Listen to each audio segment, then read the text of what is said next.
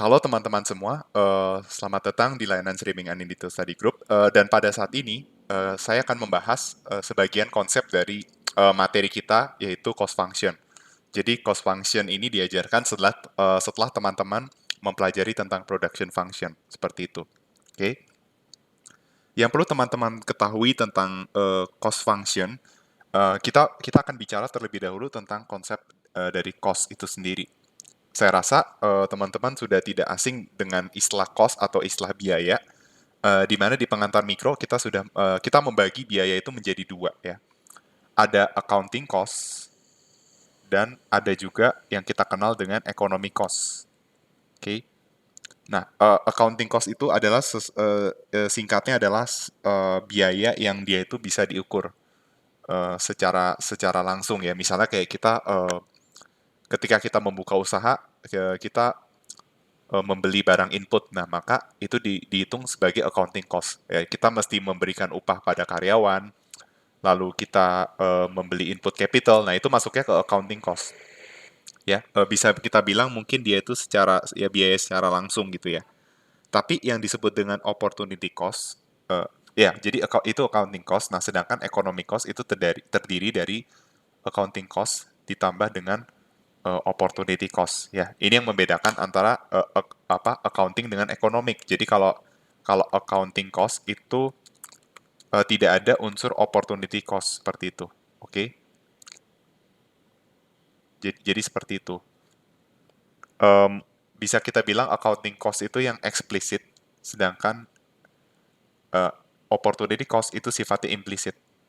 Nah, contoh dari opportunity cost itu lebih ke apa ya, trade off. Jadi misalnya kita punya mesin gitu ya. Ketika kita misalnya mendapatkan mesin, opportunity cost-nya itu adalah kita bisa menggunakan mesin ini bisa digunakan untuk misalnya mesin ini dipakai untuk berjualan, atau seandainya mesin ini kita gunakan untuk hal yang lain. Taruhlah mesin ini disewakan seperti itu. Nah, kita tahu bahwa ketika mesin itu digunakan untuk berjualan, berarti kita nggak bisa menyewakan mesin tersebut.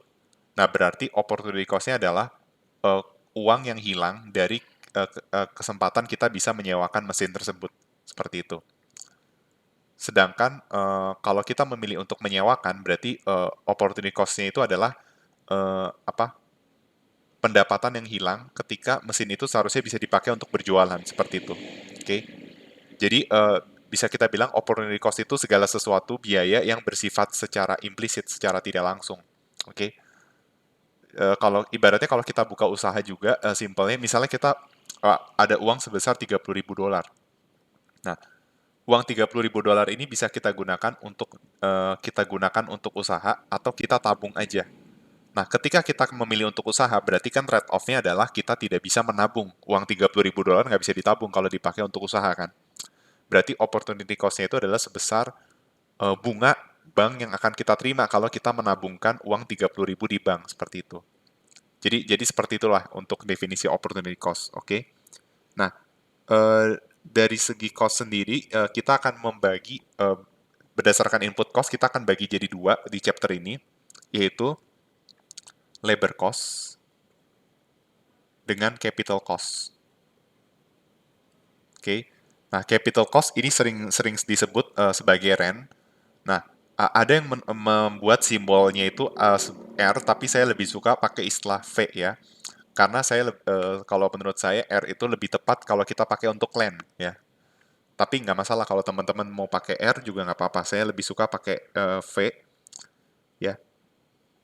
Dan ini juga menunjukkan accounting cost, tetapi bisa juga dia menunjukkan opportunity cost di satu sisi, oke? Sedangkan labor cost itu simbolnya adalah R, atau kita kenal dengan, labor cost itu simbolnya W, atau kita singkat dengan wage, oke? Nah, sehingga nanti kita bisa membuat fungsi cost itu menjadi seperti ini. W dikali L ditambah V dikali K, seperti itu, oke? Ini adalah fungsi total cost. Nah, paling nanti yang membedakan adalah kalau di jangka pendek, capital itu sifatnya fix gitu ya. Jadi nanti fungsi cost-nya, capital itu kita ubah ke angka, jadi cost-nya itu seolah-olah dia hanya WL ditambah sebuah konstanta. Taruhlah konstantanya itu adalah R misalnya. Ya, jadi fungsi cost-nya itu hanya terdiri dari jumlah labor. Kalau di sini kan, kalau misalnya jangka panjang, itu kan capital juga variable input kan, berarti fungsi cost-nya terdiri dari labor dan capital, seperti itu. Kalau yang jangka pendek, fungsi cost hanya terdiri dari labor, karena capitalnya itu bersifat fix, oke? Jadi seperti itu. Nah, sebenarnya kenapa kita baru belajar cost setelah kita belajar production? Nah, sebenarnya ada keterkaitan antara profit maximization and cost minimization. Oke. Nanti kita akan bahas satu chapter sendiri itu di untuk profit maximization seperti itu. Oke. Rumus profit sendiri itu adalah revenue dikurang cost. Oke. Nah, revenue itu apa? Revenue itu adalah price dikali quantity. Oke.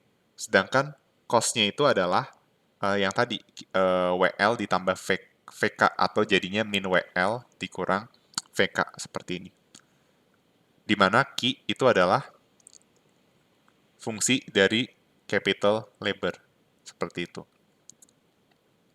Nah, yang kita sudah pelajari sebelumnya itu adalah fungsi produksi dan itu berkaitan erat dengan unsur si revenue. Oke. Nah, yang sekarang kita fokus itu pelajari adalah di fungsi cost-nya. Oke. Dan nanti di goals dari chapter ini juga kita selain mempelajari cost function, kita akan mempelajari bagaimana sebuah perusahaan itu mencapai melakukan cost minimizing seperti itu. Atau melakukan minimisasi biaya. Oke. Jadi itu sekedar pengantarnya saja. Nah, sekarang kita langsung masuk ke cost minimizing input choice. Oke.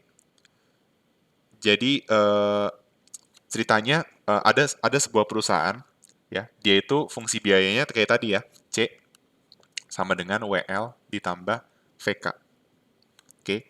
Nah, jadi perusahaan itu menghadapi sebuah fungsi biaya dan jadi kalau kita ingin melakukan minimisasi biaya, berarti kita harus mentargetkan output di level tertentu kan. Jadi misalnya perusahaan tersebut menargetkan ingin memproduksi 200 unit. Nah, berarti yang menjadi pertanyaan, untuk 200 unit barang, berapa sih cost yang bisa diminimumkan seperti itu.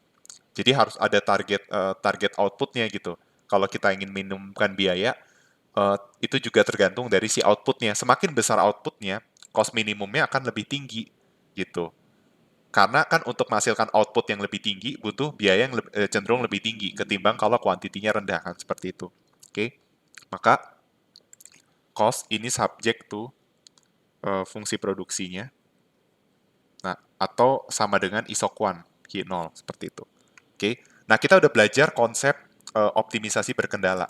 Ya, sehingga bagaimana cara menyelesaikan sebuah persoalan minimisasi biaya subject to fungsi produksi sebagai kendala. Nah, berarti ingat aja kalau kalau kita ingin melakukan minimisasi atau maksimisasi menggunakan Lagrange, berarti Lagrange sama dengan objective function ditambah lambda atau Lagrange multiplier dikalikan dengan si constraint-nya. Seperti itu. Nah, yang jadi objective function ini adalah WL ditambah VK. Oke. Ditambah lambda. Nah, ingat, kendalanya itu kita bikin jadi sama dengan 0. Berarti supaya jadi sama dengan 0, ini jadi Q0 dikurang Q atau F dari KL. Seperti ini. Tutup kurung. Oke.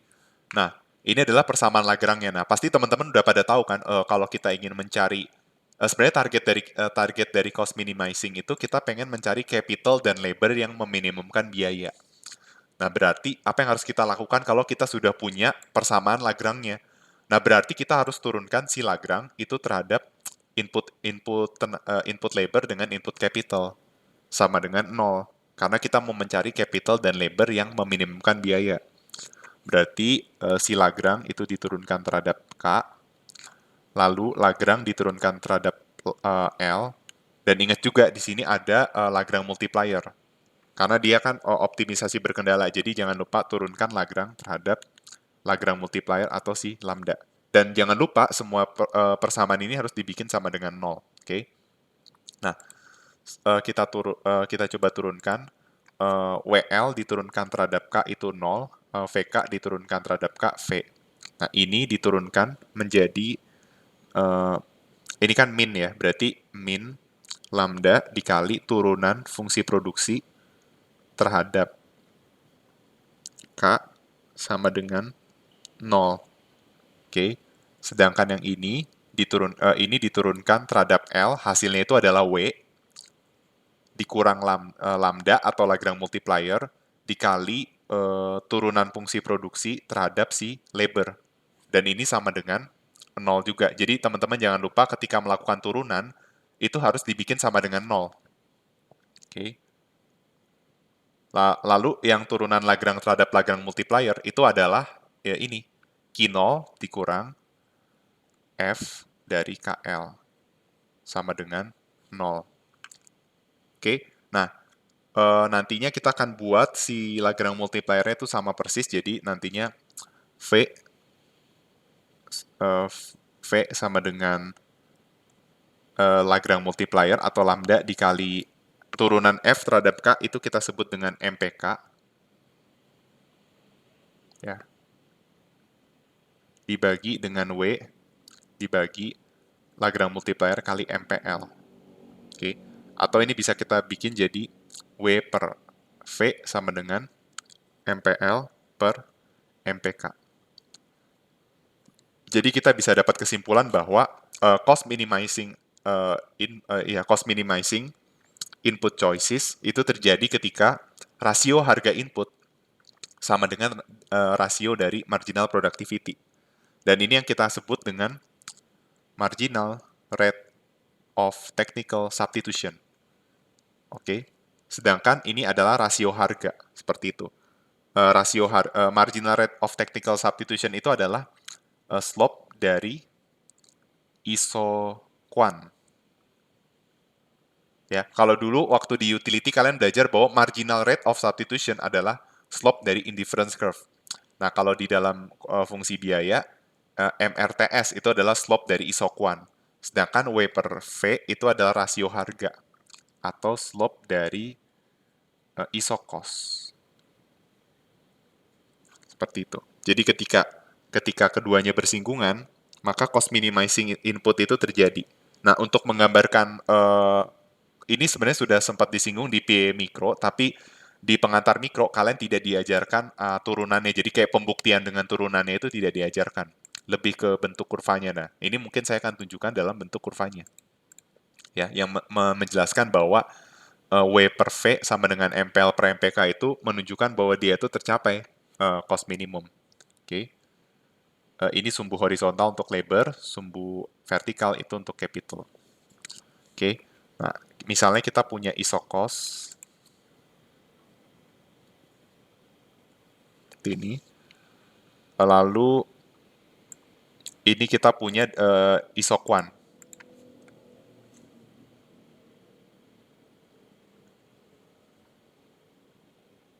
Ya, taruhlah ini sebagai Q0. Ini C1, ini C2, ini C3. Nah, berarti ini adalah K star dengan L star. Oke. Jadi ini adalah capital dan labor yang meminimumkan biaya. Nah, kenapa ketika isokos dengan isoquant bersinggungan itu kita bisa sebut cost minimizing itu terjadi? Karena kita bisa lihat, ya. Misalnya titik optimal ini saya beri nama titik A. Ini saya kasih nama titiknya B, lalu saya kasih ini namanya titik C. Oke, kita bisa lihat bahwa baik titik A, B, dan C itu akan menghasilkan kuantitas yang sama. Tetapi di titik B dan C, cost itu akan berada di level C3. Sedangkan di titik A, cost-nya itu sebesar C2. Nah, kita tahu bahwa C2 lebih kecil dari C3. Kan kita tahu ya bahwa kalau isokos makin ke kanan atas berarti menunjukkan bahwa biayanya itu lebih besar. Kalau isoquant semakin ke kanan itu berarti menunjukkan output yang dihasilkan semakin besar. Nah, kebetulan di sini hanya ada satu isoquant, jadi artinya selama titik-titik isoquant ini berarti dia akan menghasilkan output yang sama gitu. Nah, kita bisa lihat di titik B dan C dan A itu outputnya sama persis, tetapi di titik B dan C cost-nya sebesar C3, sedangkan di titik A cost-nya sebesar C2. Karena C2 lebih kecil dari C3, maka kita bisa bilang bahwa dengan output yang sama di titik A, itu biayanya lebih kecil, yaitu sebesar C2. Sedangkan di titik B dan C, outputnya sama kayak A, tetapi biayanya lebih tinggi. Nah, makanya titik A ini bisa kita sebut dengan titik yang menghasilkan capital labor yang optimum atau yang meminimumkan biaya, seperti itu. Karena dengan output yang sama, dia bisa mencapai biaya yang paling minimum. Nah, bukankah C1 itu C1 itu lebih kecil dari C2? Betul, C1 itu lebih kecil dari C2. Tetapi yang menjadi persoalan adalah ketika kita menggunakan biaya sebesar C1, output sebesar Q0 ini nggak bisa tercapai karena dia tidak bersinggungan. Jadi itulah sebabnya kenapa secara intuisi isoquant dan isocos itu harus bersinggungan untuk mencapai titik yang optimum seperti itu. Oke. Nah, dan untuk menjelaskan, jadi ini menjelaskan tentang cost minimizing ya, bahwa cost minimizing itu harus terjadi ketika isocos dan isoquant bersinggungan. Nah, bagaimana untuk menjelaskan ini? Menjelaskan bahwa kita kita udah belajar yang namanya konsep duality optimum ya. Di sini saya hanya mengulang aja. Duality optimum itu berbicara tentang suatu keadaan di mana kalau dalam konteks producer behavior berarti tercapai cost minimum dan secara bersamaan tercapai productivity maksimum. Nah, tadi baru baru menjelaskan tentang cost minimum, belum menjelaskan productivity maksimum. Nah, bagaimana menjelaskan bahwa titik ini juga menghasilkan produktivitas maksimum? Nah, maka saya bisa gambar kurva seperti ini.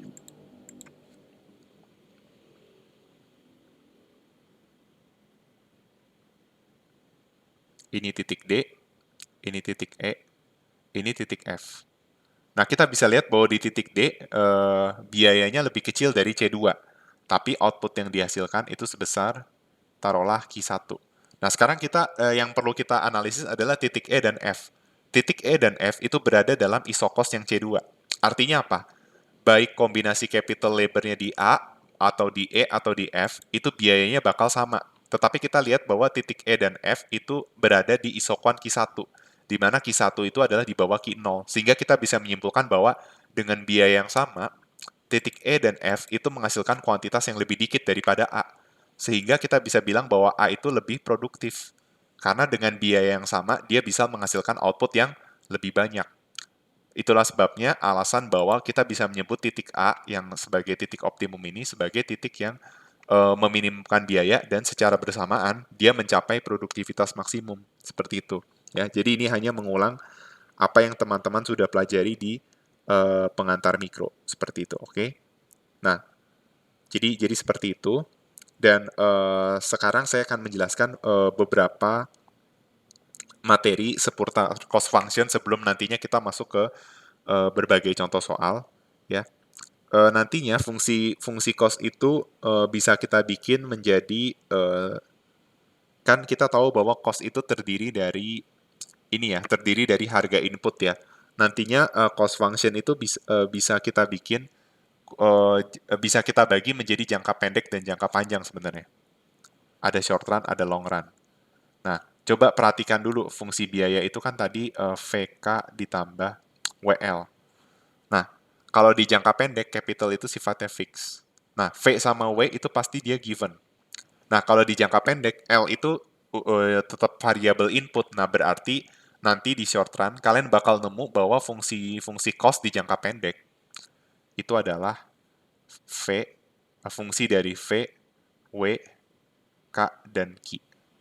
Oke, jadi fungsi cost dipengaruhi oleh harga input, capital, harga input labor, jumlah capital yang fix itu, dan quantity atau output. Tapi nanti di jangka panjang, capital itu sudah menjadi variable input sehingga kita bisa mendapatkan minimum cost ya. Jadi kalau bicara tentang minimum cost itu bicaranya jangka panjang. Jadi pada dasarnya ketika kita melakukan Lagrange optimization kayak di awal ini bicara tentang cost minimum di jangka panjang, bukan di jangka pendek. Oke? Nah, berarti nanti di jangka panjang, fungsi cost itu terdiri dari F, W, dan Q. Seperti itu. Oke, dan yang perlu teman-teman ketahui juga tentang cost, mirip-mirip dengan produksi, itu adalah konsep ada average dan marginal cost misalnya ya. Kalau average cost berarti cost dibagi quantity gitu ya. Jadi misalnya C dibagi dengan Q ya. Kalau marginal cost itu adalah turunan C terhadap Q. Seperti itu. Oke.